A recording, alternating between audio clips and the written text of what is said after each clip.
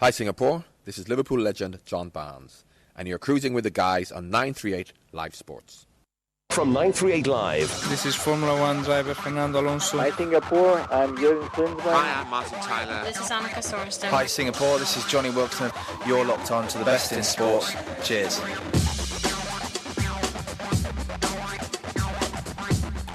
You're listening to Singapore's longest running and only sports talk show on radio, 16 years and still going strong.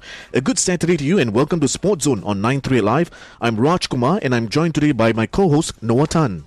Thanks Raj, and we are less than 1 week till the end of 2014. It's been a pretty hectic year, especially with the FIFA World Cup, the Winter Olympics, the Commonwealth and the Asian Games. That's right, and the usual sporting highlights in tennis, golf, football, Formula One, badminton, the NBA, the NFL, squash, rugby, cricket, boxing.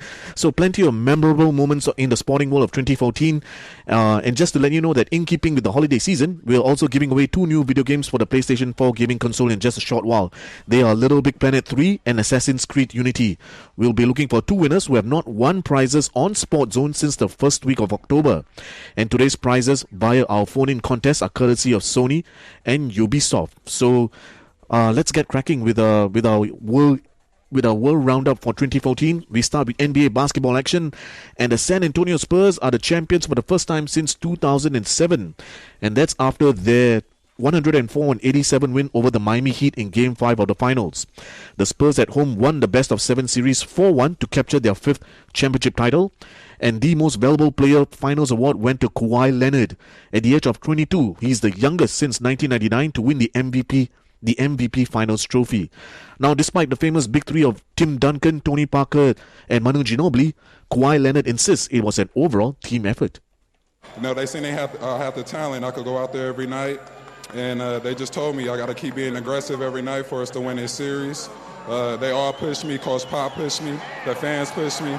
And I just want to thank God, my parents, and everybody. Now, the new NBA season started in late October, and some of the key moves and transfers during preseason saw 29-year-old LeBron James leaving the Miami Heat and moving back to his hometown, the Cleveland Cavaliers.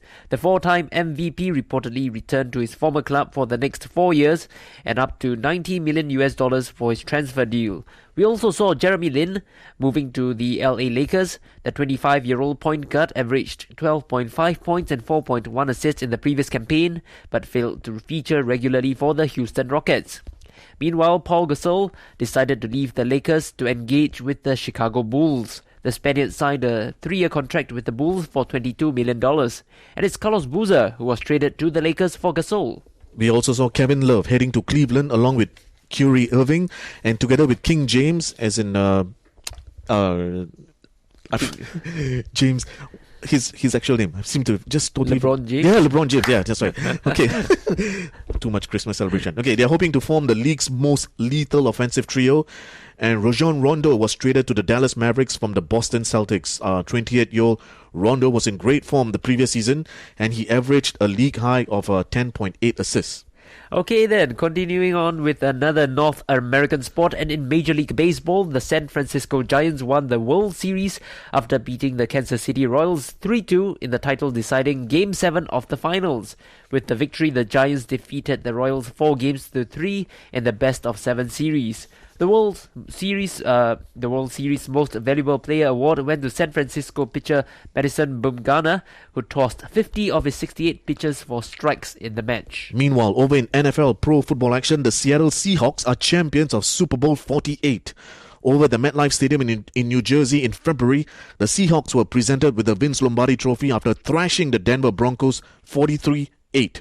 Featuring in only the second Super Bowl final, Seattle turned two interceptions into second quarter touchdowns to lead 22-0 at halftime, and the Seahawks also recovered 2 fumbles in the lopsided contest that gave them their first Super Bowl crown in the team's 37-year-old franchise.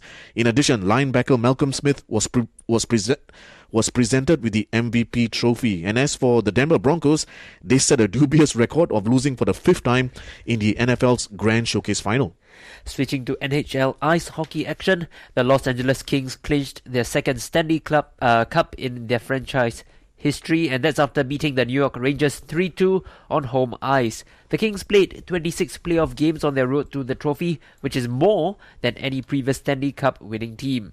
From ice hockey, we swing over to golf and the Masters action in April as Bubba Watson was crowned the 2014 champion. Over at Augusta National, the American won his second green jacket in 3 years by a margin of 3 strokes. Watson closed the final round with a 69 that gave him an 8 under par total of 280. His fellow American Jordan Spieth and Sweden's Jonas Blixit were tied for second position. 2 months later, Martin Keimer became the very first German to win the US Open. Over in Pinehurst, North Carolina, the 29-year-old closed with a 1 under par 69 to post an overall total of 9 under 271. And he won his second career major by a huge margin of 8 strokes. Ricky Fowler carded a 72 to finish in a tie for second place at 1 under and level with his American compatriot Eric Compton, who also signed up with a 72, and Justin Rose, who won last year's US Open, he finished in a tie for 12th position and 12 strokes off the lead. Fast forward a month later at Royal Liverpool, Rory McIlroy went on to win the British Open. The Northern Irishman won his very first Open title after closing with a 71 for a 17 under total of 271. And in doing so, he's joined Tiger Woods and Jack Nicklaus as the only players to win 3 of golf modern majors by the age of 25. McIlroy was able to hold off Ricky Fowler and Sergio Garcia by 2 strokes. The BBC with the report on the final round of play plus the reaction from McIlroy. This was no cruise to the title, even though McIlroy stretched his lead to 7 strokes with an opening birdie. A freshening breeze tested his links game, and Sergio Garcia and Ricky Fowler produced commendable efforts to pressure the 25-year-old for most of the round. Midway through the back 9, the lead was down to 2, and McIlroy looked shaky after his bogey at the 13th. Garcia shot 66 and Fowler 67, while the champion was round in 71. It was enough for a hard-earned 2-stroke victory that means he's already only the Masters away from a career Grand Slam. It feels incredible. Today wasn't easy. There was a few guys that were making runs at me, and I just needed to stay, focused and stay in the present and just really, concentrate on what I was doing out there, and to be 3 legs, of the 4 towards a career Grand Slam at 25 is a pretty good achievement. So it's not gonna sink in for a while, but it just feels incredible right now. Rory McIlroy there as Phil Mickelson finished 12 shots off the lead, while Tiger Woods ended his campaign on a disappointing 3 over 75 for a 6 over total of 294. And from the Royal Liverpool Club to the Valhalla Golf Club, as world number 1, McIlroy won his 4th major of his career, and that's after securing a 1-shot victory at the US PGA Championship. He carded a closing 68 to finish 16 under par and 1 stroke ahead of Phil Mickelson. The 25-year-old also became the first player since Padraig Harrington in 2008 to win back-to-back majors. And riding on that momentum, Team Europe retained the Ryder Cup with a crushing 5-point victory over their American counterparts in late September. Over in Gleneagle, Scotland, the Europeans started the 3rd and final day leading 10-6. And in selected scores from the singles matches, world number 1 McIlroy set the tone with a 5-4 defeat of Ricky Fowler. Martin Keimer chipped in for an eagle to beat Bubba Watson 4-2. And 38-year-old Jamie Donaldson, playing in the 10th match, sealed the victory against Keegan Bradley with a 4-3 win. The final score was 16.5 to 11.5 as Team Europe won the 40th edition of the Ryder Cup. And after the tournament, Phil Mickelson voiced his thoughts on the selection process by his team captain Tom Watson, and he compared it to the selection in the 2008 Ryder Cup when Paul Isinger captained the United States to victory. So here's Phil Mickelson followed by Tom Watson. He got everybody invested in the process. He got everybody invested in who they were going to play with, who the picks were going to be, who was going to be in their pod. We were invested in the process. The other thing that Paul did really well was he had a great game plan for us. I'm just looking back at what gave us the most success. It takes 12 players to win. It's not pods, it's 12 players. And I felt I based my decisions on, yes, I did talk to the players, but my vice captains are very instrumental in making decisions to whom to pair with. I had a different philosophy than Paul. I decided not to go that way, but I did have them, most of them play in the practice rounds together, who played most of the time in the matches. And I think that was the proper thing to do. yes, I did mix to max a little bit from there, but again, you have to go with the evolution of the playing of the match to see who's playing the best and who to play with whom, and that's what I did. You're listening to SportsZone on 938 Live, and today it's all about our year-end roundup special relating to the international sports scene. We just covered the North American circuit with the NBA, NHL, the MLB, the NFL, and we also covered the men's PGA Golf Tour. Let's continue now with the women's LPGA Tour as Lexi Thompson won the season opening major in the Kraft Nabisco Championship. In California, the 19-year-old fired a closing 4 under 68 for a 14 under par total of 274. And this gave her a 3-stroke win over compatriot Michelle Wie, who carded a final round of 1 under 71. But 2 months later, and after 9 years since she turned professional, Michelle Wie finally won her very first major title. About time too, I might add. The American carded an even par final round of 70 to win the US Open. 24-year-old Michelle finished with an overall 2 under total of 278. And that's 2 strokes in front of world number 1, Stacey Lewis. Michelle had faced numerous disappointments in the quest to win a major competition since breaking onto the golfing scene more than a decade ago. The American, though, rejected claims that she should have won a major earlier in her career. I mean, I don't really think, age really matters. You could win US Open when you're 34 or 24. I think it just doesn't really matter. I think it's just, the fact that your name's on the trophy. I think that's the most important part. And, I'm just, like I said before, I'm just so honored to be part of that club. I'm so happy right now. I'm just unbelievably happy. I'm just so, so grateful for everything. I'm just really happy. I'm really thankful. Just everything. I'm feeling every single emotion I can right now. 2 majors down and 2 different champions as we look at the third major of the year as American Mo Martin won the British Open by just 1 stroke. At the Royal Birkdale in the United Kingdom, the 31-year-old California native carded a final score of 1 under 287 to win the tournament. As for the defending champion Stacey Lewis, she carded a 77 in the final round and finished in joint 12th position. But a month later, the former world number 1 Park In-bee made the headlines for successfully defending her LPGA championship. In Pittsburgh, the South Korean star fired in a 2 under 70 on the final day for the win.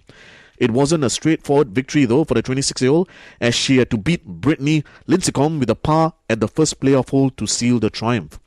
As for third place, it went to New Zealand's teen prodigy Lydia Ko.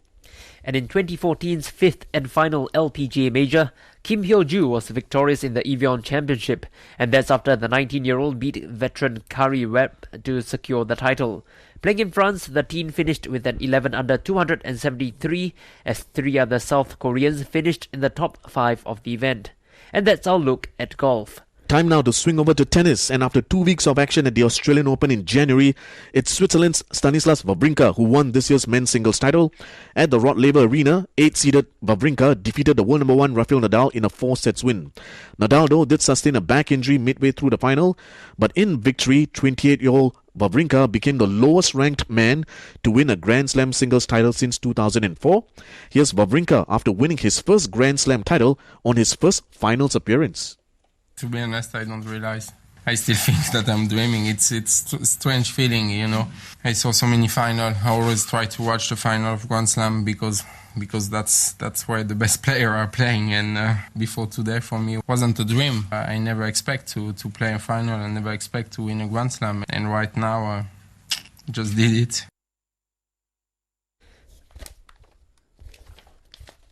Meanwhile, 31-year-old Lina secured her second Grand Slam title of her career after winning the Australian Open. The fourth seed beat Dominika Cibulkova 7-6, 6-love in the final. The French Open in May is next, and Rafael Nadal equalled Pete Sampras's record of 14 Grand Slam titles. That's after the Spaniard's 4-sets victory over Novak Djokovic in the men's singles final. Djokovic, who was aiming to win his very first title at Roland Garros, got the grand final underway by winning the opening set 6-3. But Nadal's mastery of the clay court surface allowed him to come back to win the next 3 sets 7-5, 6-2, 6-4. And in the women's French Open final, Maria Sharapova was pushed pushed to the limit, but she still came out victorious by overcoming Simona Halep 6-4, 6-7, 6-4 in just over 3 hours. The Russian now has 5 Grand Slam titles to her name. Meanwhile, on to Wimbledon, and having lost his 3 previous major finals, Djokovic ended his Grand Slam drought by taking down Roger Federer in the men's final. Federer himself was hoping to be crowned the men's singles champion at the All England Club for a record 8th time, but the 32-year-old went on to lose in a 5-set thriller which lasted almost 4 hours. So with 7 Grand Slam titles to his name, Djokovic moved alongside the likes of John McEnroe and Mats Wilander. And in the women's scene, Petra Kvitova was victorious at the All England Club. The 24-year-old Czech beat Eugenie Bouchard 6-3, 6-love in the grand final. Moving on to September, Marin Cilic was crowned the US Open men's champion. In New York, the Russian defeated Kei Nishikori in straight sets to win the US Open men's singles title. The 6-3, 6-3 victory allowed Cilic to win the first Grand Slam title of his career. But the bigger story was seeing 24-year-old Kei Nishikori from Japan becoming the very first male from his country to reach a Grand Slam final. I even see a lot of news from Japan, and it's great to bring great news to Japan. And tennis is not been biggest sport in Japan, so women's yes, but men's never make this far. So very happy to make another history, and great compliments, and hopefully I can win next time and have something more good result like this. And staying in Flushing Meadows, Serena Williams won the women's singles title for the 3rd straight year. The world number 1 beat Caroline Wozniacki 6-3, 6-3 in 75 minutes. And with the 6th US Open singles title, the 33-year-old is also now tied with Martina Navratilova and Chris Evert on 18 Grand Slam majors each. It was a wonderful finish. I couldn't have thought of any better way. I would like to say congrats to Caroline as well. She's known the struggle that I've been through. We text almost every day, so she's such a great person, a nice friend, and I really am so happy for her. And I know you're going to be winning very, very soon, maybe even in Australia. So I got to go home and get fit again, so I can be ready for you there. Serena Williams now staying with the 33-year-old. She was in Singapore for the season-ending WTA finals. At the Singapore Indoor Stadium, she beat Simona Halep 6-3, 6-love to win the tournament 3 in a row. Meanwhile, China's Li Na announced her retirement from tennis at the age of 32, citing injury problems. She won the Australian Open in January to add to her 2011 French Open title, but the world number 6 has not played since losing the 3rd round at Wimbledon in June. And in the men's season-ending ATP finals in London, in only the 3rd time of his professional career, Roger Federer was forced to withdraw from a match just before he was scheduled to compete on the court. The 33-year-old had battled hard to reach the grand final, but he sustained a back injury. The Swiss maestro appeared on centre court just minutes before the showdown against Novak Djokovic and issued an apology to fans. Meanwhile, here's Novak Djokovic on the retirement of his Swiss opponent. This is probably one of the biggest matches of the year for him as well as for me. You have Grand Slams that are pinnacle of the sports, and you have World Tour finals, and then you have of course Davis Cups and 1,000 events and so forth. There are many big tournaments, but that this is probably the biggest match of the season next to the finals of Grand Slam. So I'm sure if he could have, he would be on the court. I spoke to him, also he doesn't know. It's a question mark for the Davis Cup final as well. Well, that's our look at golf, tennis, the NBA, NFL, MLB, and the NHL. And just before we go to the news headlines, 2014 also saw athletes competing at the Commonwealth Games in July and the Asian Games in September. Over in Gleneagle, Scotland, close to 5,000 athletes from 71 different nations and territories competed in 18 different sports. And at the end of 2 weeks, England topped the medal tally with 58 gold, 59 silver and 57 bronze. Australia came in second with 49 gold, while Canada came in third with 32 gold medals. And on to the Asian Games in Incheon. Athletes competed in more than 400 events across 36 sports, and no surprises in seeing the Chinese top the standings with 151 gold, 108 silver and 83 bronze medals. Host South Korea came in second with 79 gold, and Japan were in third with 47 gold medals. And that's our look at that is our look for this part of the show. Coming up, we'll talk about football and other sports, and we'll also be giving away the 2 new video games for the PS4 gaming console. So it's all happening on SportsZone right here on 938 Live. Hi Singapore, this is Richie McCaw, captain of the New Zealand All Blacks, and you're mauling with the best in sports on 938 Live.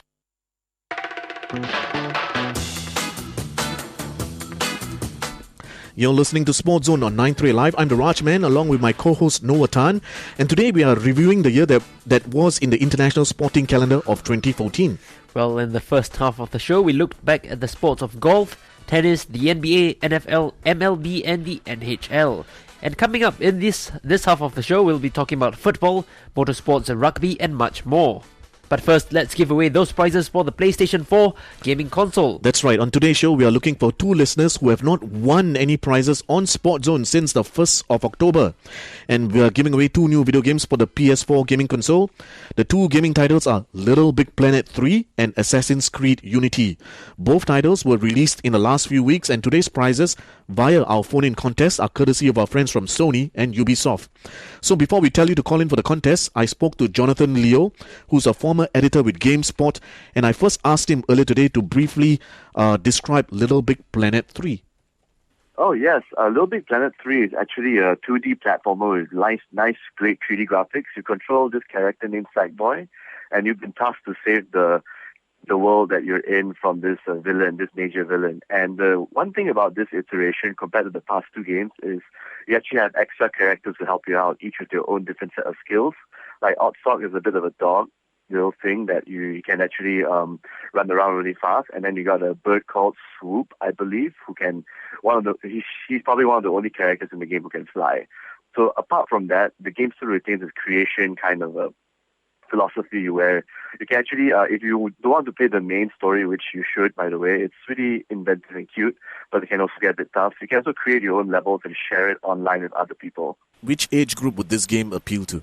It's actually for all ages, because the creation tool itself, when you want to create new levels, is actually, I won't say it's intuitive, but at the same time, there's so much depth inside the creation system that if you want to make a really simple Mario homage to, the first Mario game, yes, you can do that.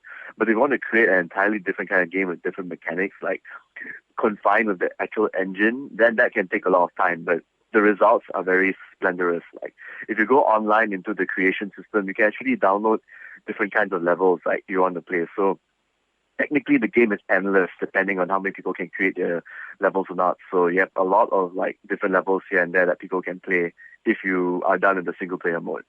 Little Big Planet 3 is of course exclusive to the Sony PlayStation 3 and PlayStation 4 gaming consoles. Switching over to Ubisoft's release of Assassin's Creed Unity, what can you tell us about that?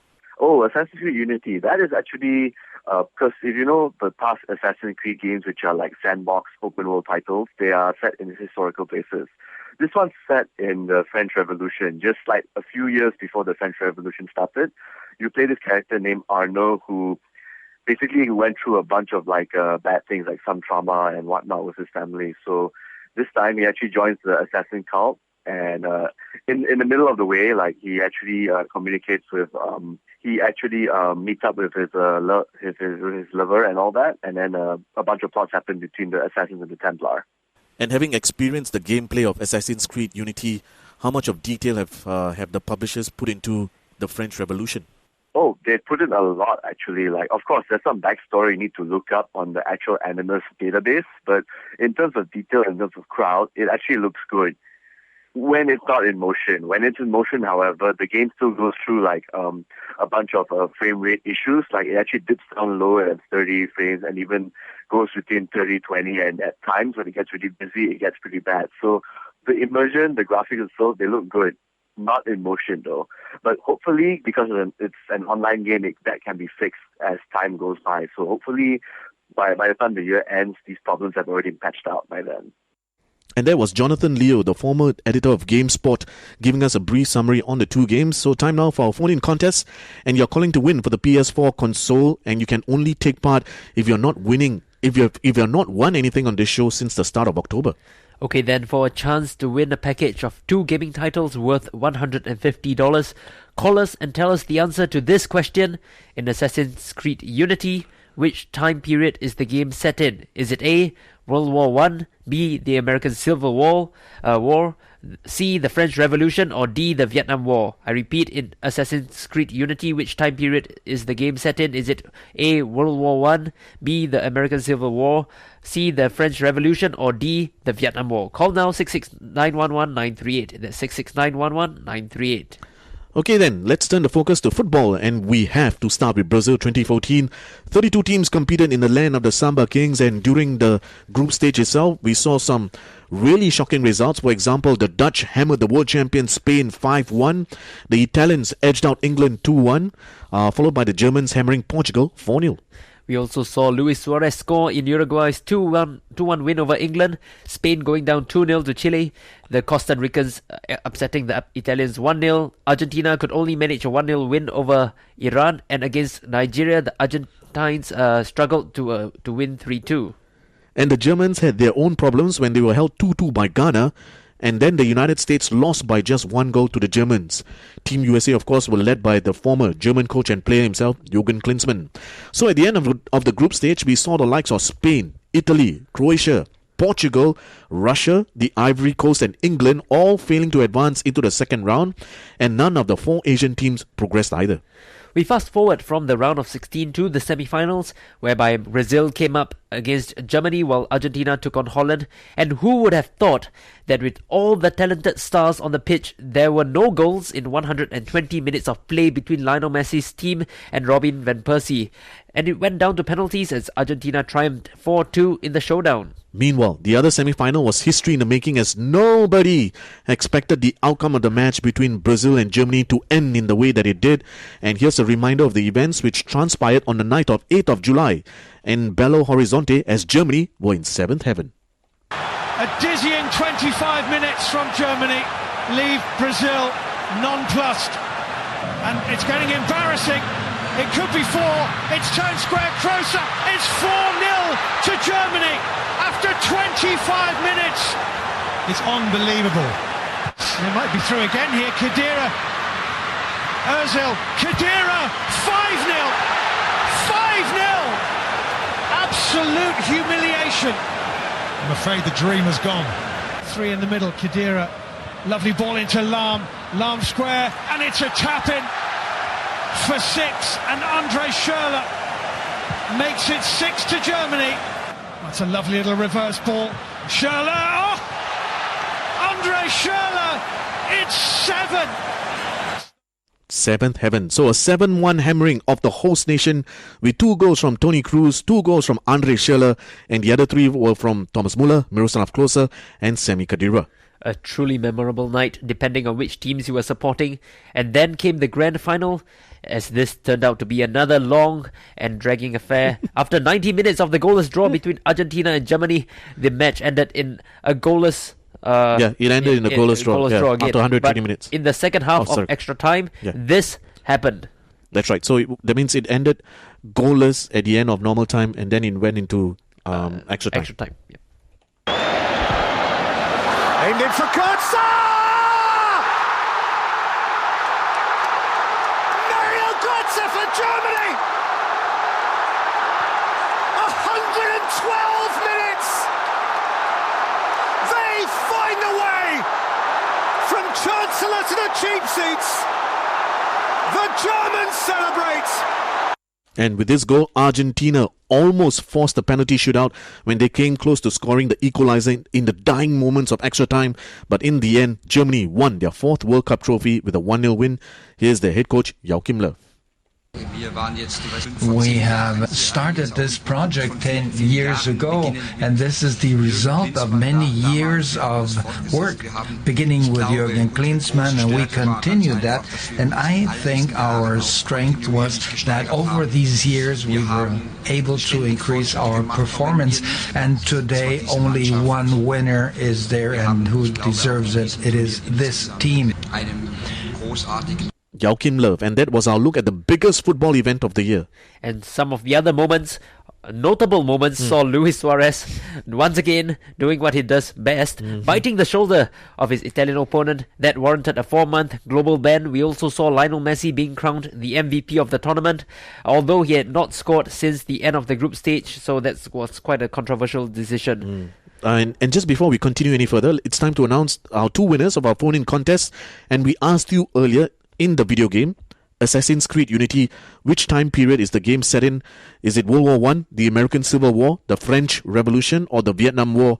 Of course, the answer is the French Revolution. So congratulations to Edwin Ong and Lukmarul Hakim. Edwin and Lukmarul, congratulations. You both won for yourselves a package each of Little Big Planet 3 and Assassin's Creed Unity. Both titles were released in the last few weeks, and today's prizes via our contest are courtesy of our friends from Sony and Ubisoft. Staying with football, and over in England, Manchester City, the champions, won the League Cup. Over at the Wembley Stadium, the citizens came from behind to triumph 3-1 over Sunderland in the grand finale. Fabio Borini put the Black Cats in front after just 10 minutes. Yaya Toure then fired home the equaliser for City in the 55th minute, but just before their fans could sit down after celebrating the first goal, Samir Nasri's spectacular strike 1 minute later put Man City to 1 up. And the blue half of Manchester went on to cement their win with a goal from Jesus Navas during injury time. On to the coveted FA Cup, and after 9 long years, the Arsenal finally won their first trophy. At Wembley Stadium, the Gunners beat Hull City 3-2 in extra time to lift the cup. Arsenal were 2-0 down in the opening 8 minutes. That's before Santi Cazorla's superb free kick reduced the deficit, and Laurent Koscielny scrambled in the equaliser after 71 minutes.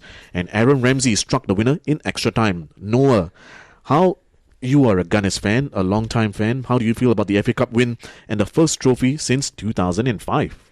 Well, the overwhelming feeling was of relief. I mean, we finally got that monkey off our back. Yeah. That was, no longer can fans taunt us about our trophy drought. I think the monkey grew into a gorilla. Yeah, on the back. exactly. So finally we got it out of the way, got it shot down, tranquilized, whatever. And but you know what? Yeah. That was supposed to be the moment where Arsenal threw off their shackles. But it's not happening this season. Yeah. I think injuries have curtailed. I thought you were going to say that was the moment that Wenger was going to retire from. Well, if only. But Yeah. anyway, Yeah. that's a story for a different day. Okay, and over in the race for the EPL title, it went down right to the wire. Last season saw Liverpool's best chance in almost 20 years to win that elusive EPL title. They went into their final match against Newcastle at Anfield, trailing leaders Man City by 2 points. But the citizens, of course, were at home to West Ham for their second closing match. And Raj, you were there at Anfield for this crucial clash against Newcastle. How was the experience like? That's right. I went there on courtesy of Standard Chartered Bank Singapore because they sent a club of amateurs, a team of amateurs from Singapore to go and compete in a futsal tournament over there. We went there to cover it, and as a Liverpool fan, I mean, we all thought that we had it in the bag, but the result was pending the other match between Man City and West Ham, and I think the Reds they trailed in the first half through an own goal as usual from who else but Martin Skrtel, but then they came back with 2 goals, and it was no matter what the Reds did on that day, it all still depended on the result at the other game. So in the end, I think the Reds having finished second, I think it was a good result, and but this season has been different. Has been a different story altogether. Meanwhile, talking about the champions, Manuel Pellegrini insists the Premier League is the strongest league on the planet. I think it was a very long season in a very tough league because we have 4 or 5 teams fight till the end for the title. So I think that this moment the Premier League is the most strongest league of the world. So for me, I'm very proud to manage this team and win this league. Manuel Pellegrini. On that note, time for a quick traffic update, but when we return, there's still more football to talk about, plus Formula 1 and a few other stories. So time now for Traffic Watch. Good day, Singapore. This is former Manchester United player Peter Schmeichel, and you're listening to the guys on 938 Live Sports. Welcome back to the final stretch of SportsZone with me, Raj Kumar and Noah Tan, and we continue our look back on the international sports arena with details of the European football scene. That's right, as we turn now to the other top European leagues. Bayern Munich won their 24th Bundesliga title. The Bavarian Giants did it in style with 7 games left till the end of the league campaign. Over in Italy, Juventus became the league champions for a record 30th time. The Turin-based club won their 3rd consecutive Serie A title with 3 matches to go. Juve, with 93 points after 35 matches, became champions since Antonio Conte took over as coach in 2011. And they also became the first team in the Serie A to finish with at least 100 points, as they topped the standings with 102. Switching over to Spain, Atletico Madrid won the La Liga title for the first time since 1996. Atletico who are managed by Diego Simeone, finished at the top with 90 points, which is 3 ahead of Barcelona and Real Madrid. And after securing that trophy, Atletico manager Simeone switched his attention to the UEFA Champions League final against their arch-rivals from Real. Over in Portugal, Lisbon, the Galacticos snatched a 4-1 win against Atletico to lift the European trophy for a record 10th time. It was 1-1 at full-time when Sergio Ramos scored a dramatic equalizer in the 93rd minute and for Real to force extra time. And during the extra 30 minutes, Gareth Bale, Cristiano Ronaldo and Marcelo all scored to deny Atletico the double. And probably save Carlo Ancelotti's job as well. Exactly, yeah. And Real went ahead to win the UEFA Super Cup and the FIFA Club World Cup as well. They are still now on a record run of 22 straight wins. And as for the Europa League last season, the final between Sevilla and Benfica ended goalless at the end of extra time. And Sevilla won their third Europa League title in 9 years when they triumphed 4-2 on penalties. And very quickly, looking at key transfer moves, we saw Luis Suarez leave for Anfield to join Lionel Messi and Neymar at Barcelona. Colombian striker James Rodriguez, after a sensational World Cup campaign with 6 goals and the tournament's top scorer, he signed a 6-year deal with Real for more than $100 million. Angel Di Maria also moved from Real to Manchester United, and so did Radamel Falcao as he moved from Monaco to Old Trafford.